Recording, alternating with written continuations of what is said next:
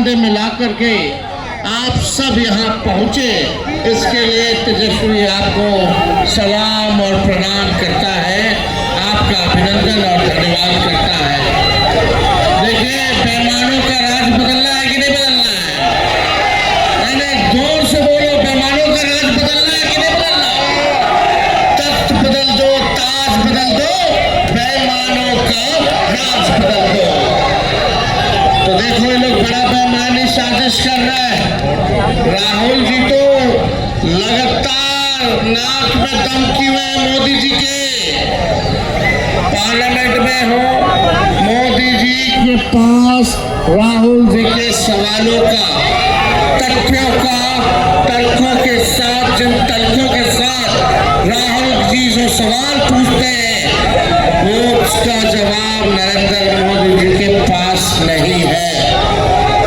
लगातार जो है वोटों की चोरी हो रही है, और इसलिए बिहार में भी ये लोग आपके वोट का अधिकार छीनना चाहते हैं। मैं कहना चाहता हूं मोदी जी और इलेक्शन कमीशन के लोगों से, हम लोग बिहारी हैं, बिहारी।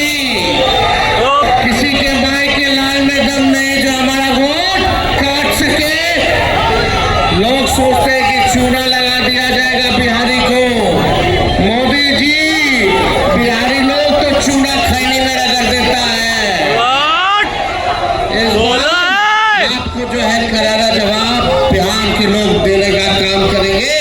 ये जो 20 साल की एनडीए की सरकार जो खटारा हो चुकी है, जिन्होंने हमारे नौजवान भाइयों की जवानी बर्बाद कर दी है, पेपर लीक करके, डंडे लाठी चार्ज करके, बेरोजगार बना के लोग आज बिहार से पलायन करने पे मजबूर है।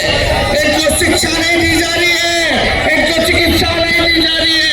केवल ये सरकार लाठी या डंडे इन हमारे नौजवान युवा साथियों पर बरसाने का काम कर रही है। इस बार हम लोग नए सोच के हैं। नया बिहार बनाना है कि नहीं बनाना है? बताइए, नया बिहार बनाना है? जरूर बनेगा। इस बार सरकार को हम लोग बदलेंगे, एक नए सोच के साथ नया बिहार बनाएंगे, जहां तरक्की की बात हो, जहां पढ़ाई, दवाई, कमाई, सिंचाई, सुनवाई और कार्रवाई वाली सरकार हम लोग देने का काम करें, जहां कारखाने लगाए, उद्योग लगाए। ये इस तरह का बिहार अवर राज्यों में ले जाने का हम सब लोग जो है काम करेंगे। ये सरकार, मुख्यमंत्री जी नीतीश चाचा हमारे, इसके बाद वो दोबारा बिहार के मुख्यमंत्री नहीं बनेंगे। ये आप लोग लिख करके रख लीजिए। उनका हिसाब तो बीजेपी आने वाले समय में करने वाली है, लेकिन इस बार हम सब लोग को मिलकर के काम करना है और बेरोजगारी को खत्म करना है। हम लोग नए सोच के हैं। सभी जात के भाइयों को तेजस्वी लेके चलेगा, चाहे कोई धर्म के हो, कोई वर्ग के हो। जब तक हम लोग साथ मिलकर काम नहीं करेंगे, तब तक हमारा बिहार आगे नहीं बढ़ सकता। इसलिए एक होइए, सब बिहारी भाई एक हो जाओ और परिवर्तन करो। 20 साल देख लिया नीतीश जी को, 11 साल मोदी जी को। एक चीनी का मिल मोदी जी चालू नहीं कर पाए, लेकिन तेजस्वी ने 17 महीने में 5 लाख को नौकरी दिया और चीनी मिल रीगा सीतामढ़ी में चालू करके दिखाया। कई काम हमारे महागठबंधन सरकार ने किए। आज देख लीजिए, इन लोगों के पास कोई सोच नहीं। तेजस्वी ने दिया नौकरी 5 लाख, तो ये सरकार कहती है हम भी देंगे। हमने बोला पेंशन बढ़ाएंगे, तो ये सरकार कहती है हम भी पेंशन बढ़ाएंगे। तेजस्वी ने कहा 200 यूनिट फ्री में बिजली देंगे, तो ये भी कहते हैं फ्री में बिजली देंगे। हमने कहा डोमिसाइल लागू करेंगे, ये सरकार कहती है हम भी लागू करेंगे। हमने बोला युवा आयोग का गठन करेंगे, ये सरकार कहती है कि युवा आयोग का गठन करेगी। और तो और, जो हमने कहा था कि नौजवान जो अभ्यर्थी होंगे, एकलव्य की कहानी सुनी है? सुनिए नहीं सुनिए? सुनी है। उसका अंगूठा काट दिया था, है ना? अग्निवीर आपने सुना है? सुना है?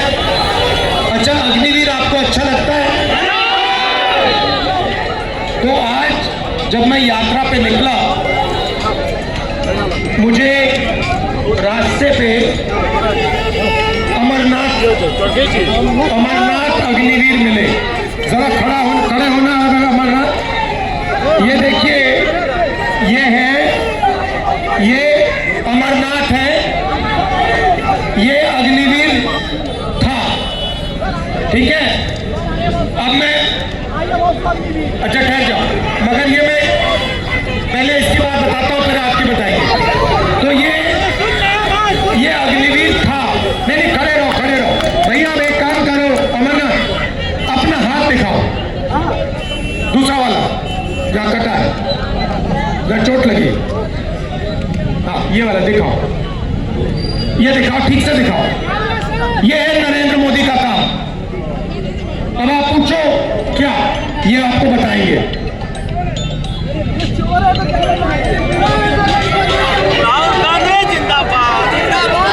जय हिंद। मेरा नाम अग्निवीर अमरनाथ जायसवाल है।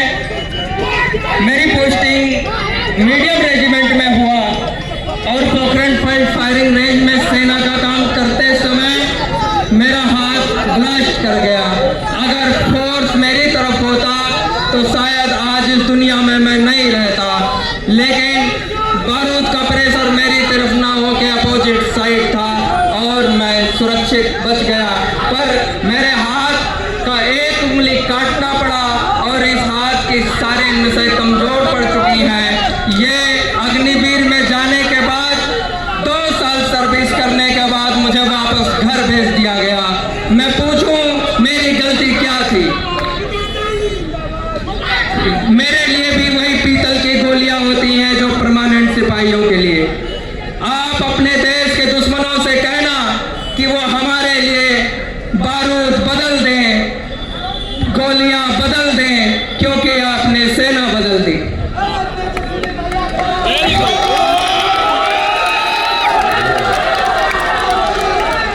मैं अपने देश के लिए थोड़ा जो कुछ कुर्बानी दी, मैं अपने देश को एक संदेश देना चाहता हूं कि भारतीय सेना देश की नींव जब देश के मंचों पर चढ़ने लगे तो समझ लेना चाहिए कि हमारा देश कमजोर हो गया।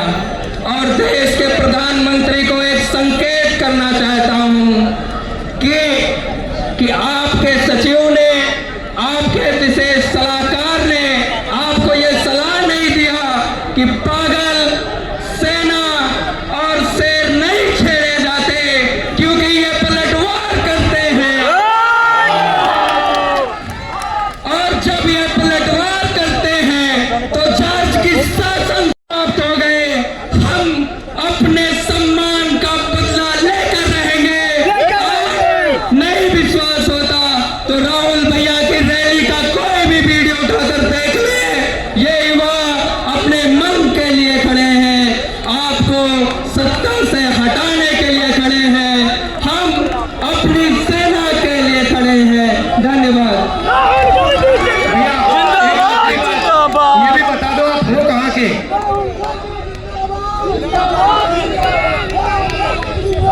मैं अयोध्या निवासी हूँ। हम अयोध्यावासी अपने मर्यादा पुरुषोत्तम भगवान श्री राम को भैया कहकर संबोधित करते हैं। मैं अयोध्यावासियों को एक संदेश देना चाहता हूँ कि हमारे भैया भगवान श्री राम अयोध्या में है या नहीं, लेकिन वर्तमान समय में एक हमारा भाई, हमारा भैया दिल्ली में है जो हमारी बातों को सुनता है। साथियों, धन्यवाद।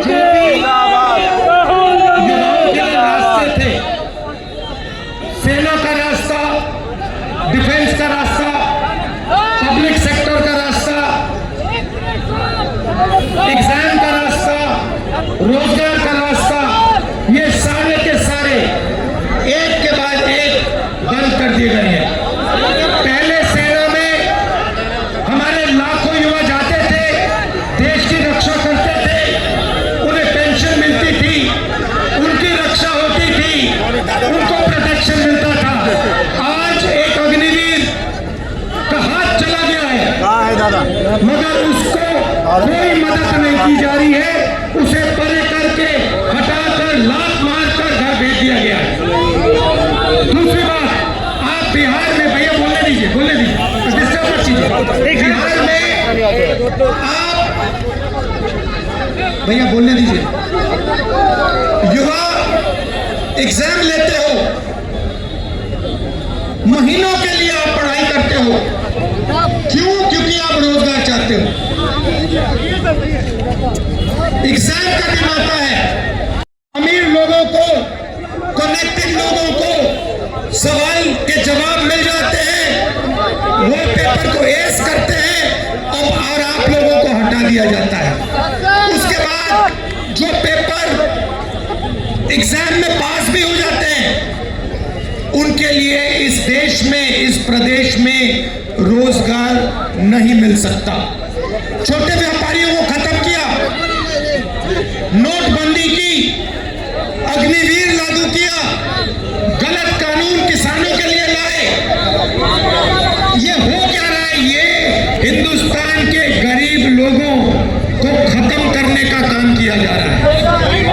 आप देखिए, आजादी से पहले आपके पास कुछ नहीं था।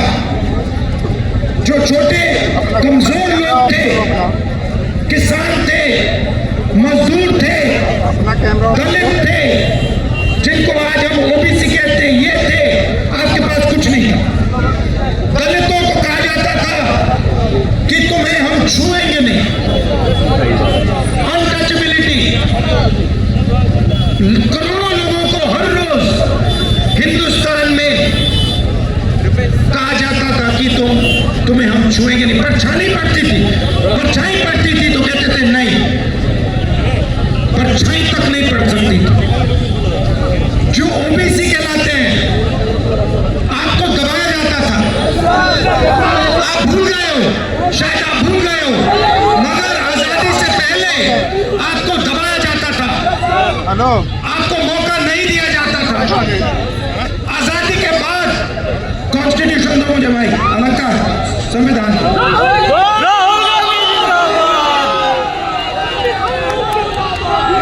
आजादी के बाद ये आया, ये संविधान आया, और इसमें लिखा है कि हिंदुस्तान के सब लोग एक जैसे हैं, कोई बड़ा नहीं है, कोई छोटा नहीं है, सारे के सारे लोग एक जैसे हैं। और हर व्यक्ति को, किसी भी जात का हो, किसी भी धर्म का हो, हर व्यक्ति को ये कॉन्स्टिट्यूशन, ये संविधान एक वोट देता है। 2 नहीं देता, 3 नहीं देता, आधा नहीं देता, 1 वोट देता है।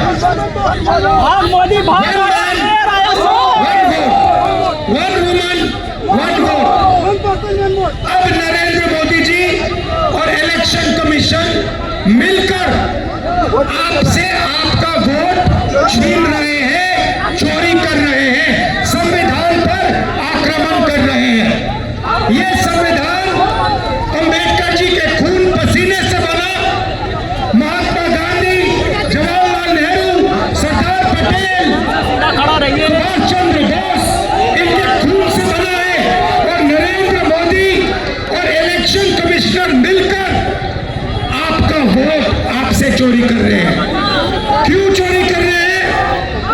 क्योंकि वो जानते हैं कि आपकी शक्ति, आपकी आवाज इस संविधान में है, और आपकी आवाज, आपकी शक्ति वोट से सुनाई देती है। आप देखिए, यहां पे इन्होंने लाइट ऑफ कर दी, लाइट काट दी, देखा आपने? लाइट काट दी, मगर ये सोचते हैं कि लाइट काटने से आवाज बंद हो जाती है। आवाज अंधेरे में सुनाई देती है, और इसीलिए ये आपकी आवाज को बंद करने की कोशिश कर रहे हैं। कह रहे हैं कि भैया आपका जो हक है, जो वोट है, वो आपसे ले लेंगे। महाराष्ट्र में चोरी किया, हरियाणा में चोरी किया, कर्नाटक में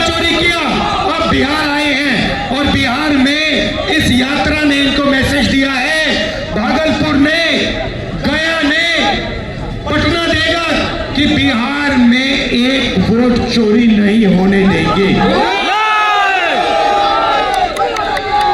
एक वोट चोरी नहीं होने देंगे। आज मेरे पास एक व्यक्ति आया, मुझे वोटर कार्ड दिखा रहा है, कहता है राहुल जी मैंने लोकसभा चुनाव में वोट किया है, मैंने लोकसभा चुनाव में वोट किया है और अब इलेक्शन कमीशन मुझे कह रहा है कि मेरा वोट काटा जा रहा है। मुझसे पूछ रहे हो मेरा वोट क्यों काटा? मैंने उनसे पूछा भैया आपका नाम क्या है? नाम क्या है? नाम बताया। फिर मैंने कहा कौन सी पार्टी के लिए वोट करते हो? कहता है कांग्रेस पार्टी। मैंने कहा समझ गया बात, क्यों काटा है आपका वोट? क्योंकि आप कांग्रेस पार्टी को वोट देते हो, आप आरजेडी को वोट देते हो, आप वीआईपी को वोट देते हो, आप सीपीआईएम को वोट देते हो, इसलिए आपका वोट काटा जा रहा है। सीधी सी बात है। तो मैसेज एक है, वोट चोर,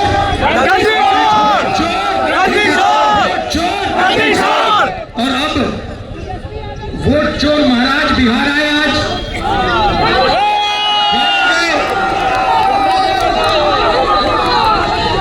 गए और कहते हैं एसआईआर की बात करते हैं। भाइयों बहनों,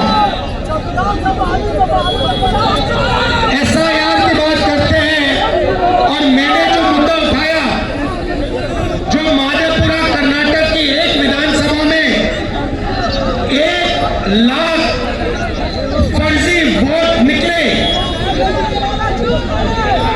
जिसके माध्यम से बीजेपी चुनाव जीती, उसके बारे में प्रधानमंत्री कुछ क्यों नहीं कहते हैं? हरियाणा के चुनाव के बारे में कुछ क्यों नहीं कहते? महाराष्ट्र के चुनाव के बारे में कुछ क्यों नहीं कहते? मणिपुर में जो हो रहा है उसके बारे में कुछ क्यों नहीं कहते? सच्चाई ये है भाइयों और बहनों कि इलेक्शन कमीशन और प्रधानमंत्री बीजेपी मिलकर